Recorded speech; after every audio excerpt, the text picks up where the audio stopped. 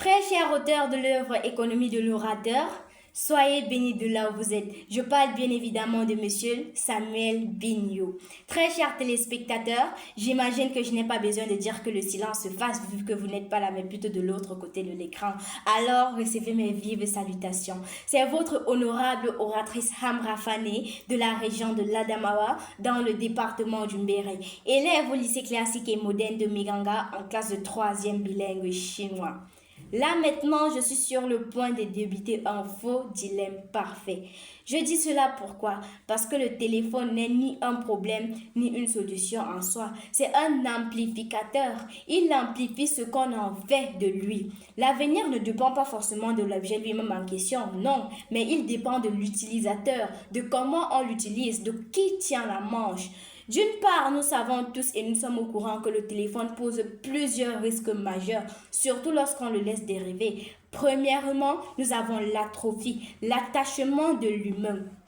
Créé pour être fragmenté, 96 fois on déverrouille le téléphone par jour. On perd la capacité au temps long, l'ennui créateur. On externalise tout vers Google. On n'apprend plus, on ne sait plus, mais on demande tout. Nous remplaçons la relation par la connexion, comme le dirait Glissant. Deuxièmement, nous avons l'arme écologique et mentale, l'anxiété, la dépression chez les jeunes, les minéraux de sang comme problème de santé. Nous avons plusieurs déchets électroniques. Comme on le dit souvent, l'algo pousse au clash parce que le clash retient. Mais d'une autre part, interdire ou diaboliser le téléphone, c'est une manière de refuser le tout monde, chose que Édouard Glissant n'accepte pas. Alors, dans d'autres cadres, il est meilleur et surtout dans le cadre de la démocratisation. Je vous explique. La démocratisation, pourquoi? Parce qu'un créateur de contenu qui n'a pas de maison de disque peut créer ses vidéos et le rendre viral dans le monde entier grâce à un téléphone. C'est-à-dire le savoir, le voir, la voix, l'échange et plusieurs voix qui nous permettront d'aller de l'avant.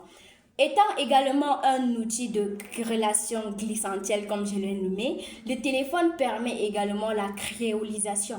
Créolisation, pourquoi? Parce qu'un son de Lagos peut devenir viral au Marseille, tout comme une langue minoritaire peut survivre grâce à ses mèmes. L'opacité est préservée. Je dis cela pourquoi? Parce que les identités fortes se frottent et ne s'effacent pas. Le téléphone est l'une des technologies les plus utilisées dans le monde, dont 80% de la planète possède déjà. Aucune autre solution n'a atteint cette échelle-là. Le téléphone est comme le feu en fait. Je prends juste un exemple. Il est comme le feu. Lorsqu'on l'utilise mal, il nous brûle. Mais lorsque nous savons comment l'utiliser, il nous aide, il nous guide, il nous nourrit. Alors, comme le disait Glissant, le problème, ce n'est pas l'objet en question. Le problème, ça serait l'humain. Et la solution également le serait. L'avenir ne dépend pas forcément de cet objet-là, mais il dépend de la relation que nous créons avec et autour du téléphone. Il peut être le bateau qui lie le tout monde, tout comme il peut être un nouveau continent qui les brise et les fracture tous. Celui qui contrôle le mot, l'algo, l'usage, l'utilisation contrôlera la réponse. Alors, d'où j'ai cette question?